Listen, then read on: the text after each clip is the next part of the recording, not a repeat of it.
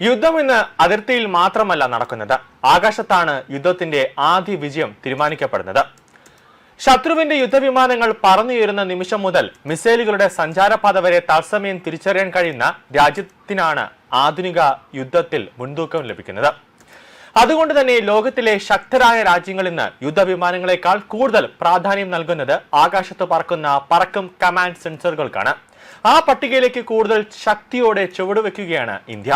തദ്ദേശ സാങ്കേതിക വിദ്യ അടിസ്ഥാനമാക്കി വികസിപ്പിക്കുന്ന പുതിയ തലമുറ അർബോണെ എയർലി വാർണിംഗ് ആൻഡ് കൺട്രോൾ പദ്ധതിയിലൂടെ ഇന്ത്യൻ വ്യോമസേനയുടെ നിരീക്ഷണ ശേഷി ചരിത്രത്തിലെ ഏറ്റവും വലിയ കുതിപ്പിന് ഒരുങ്ങുകയാണ്.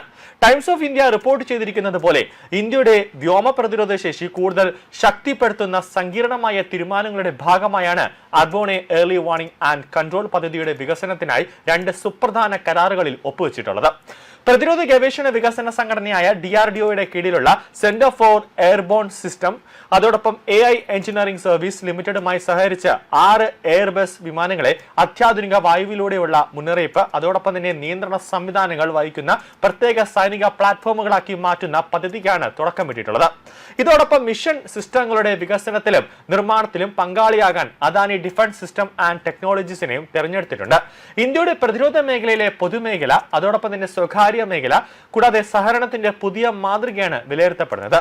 അർബോണെ എയർലി വാർണിംഗ് ആൻഡ് കൺട്രോൾ എന്നാൽ സാധാരണ റഡാർ സംവിധാനങ്ങളിൽ നിന്ന് വ്യത്യസ്തമായി ഉയർന്ന ഉയരത്തിൽ പറക്കുന്ന ഒരു വിമാനത്തിൽ ഘടിപ്പിച്ചിരിക്കുന്ന അതിശക്തമായ റഡാർ സെൻസറുകൾ, ആശയവിനിമയ സംവിധാനങ്ങൾ, യുദ്ധ നിയന്ത്രണ ഉപകരണങ്ങൾ എന്നിവയുടെ സംയോജനമാണ് ഇത്.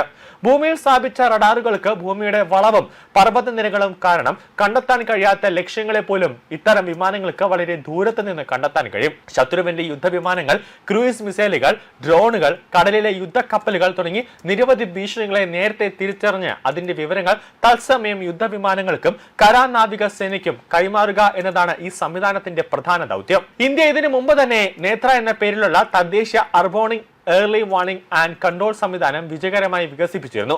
ബ്രസീലിയൻ കമ്പനിയായ എംപയർ നിർമ്മിച്ച ആ വിമാനത്തെ അടിസ്ഥാനമാക്കിയുള്ള ഈ പ്ലാറ്റ്ഫോം ഇന്ത്യക്ക് വ്യോമസേനയ്ക്ക് അതിർത്തി നിരീക്ഷണത്തിലും യുദ്ധവിമാന നിയന്ത്രണത്തിലും വലിയ സഹായമാണ് നൽകുന്നത്.